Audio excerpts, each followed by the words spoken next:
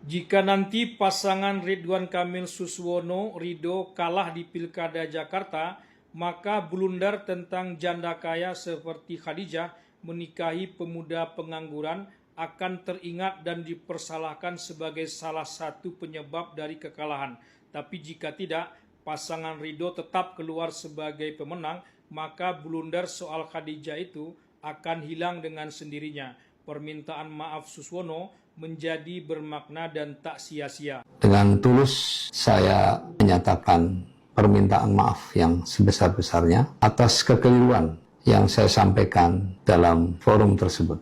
Astaghfirullahaladzim, astaghfirullahaladzim, astaghfirullahaladzim. Saya sungguh sangat mencintai Rasulullah. Tidak pernah terbersit dalam benak saya untuk menyampaikan satu pernyataan yang mendiskreditkan Rasulullah SAW.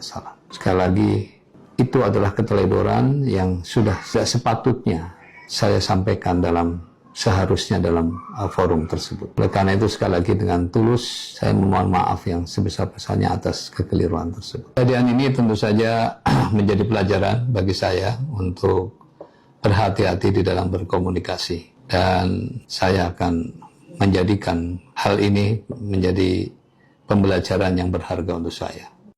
Meskipun mengaku guyon, tapi entah kenapa pula gagasan janda kaya yang disematkan kepada Khadijah itu disambungkan pula agar menikahi seorang pengangguran sebagai suatu solusi jitu untuk mengatasi persoalan pengangguran di Jakarta. Apakah memang banyak janda kaya di Jakarta ini? Kalau banyak, kenapa pula nama Khadijah yang dicomot sebagai sebuah contoh? Kalau pengangguran di Jakarta, pastilah sangat banyak. Hal ini tak perlu lagi diragukan.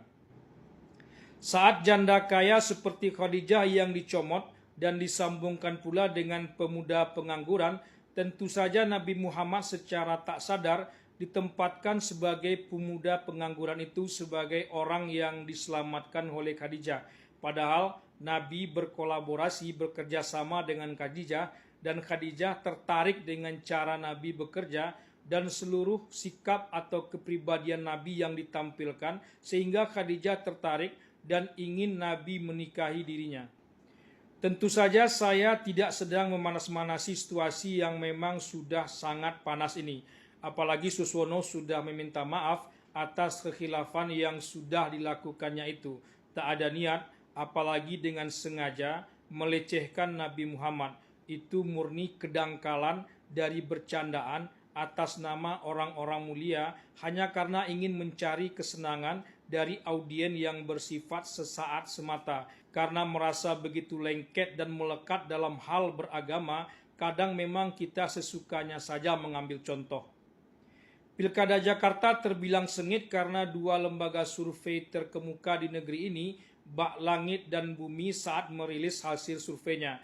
Yang satu Ridho unggul secara meyakinkan, yang satunya lagi justru pasangan Pramono Anung Rano Karno yang unggul juga secara meyakinkan. Sampai saat ini belum ada klarifikasi yang memadai lembaga survei mana yang paling akurat dalam hasil surveinya itu.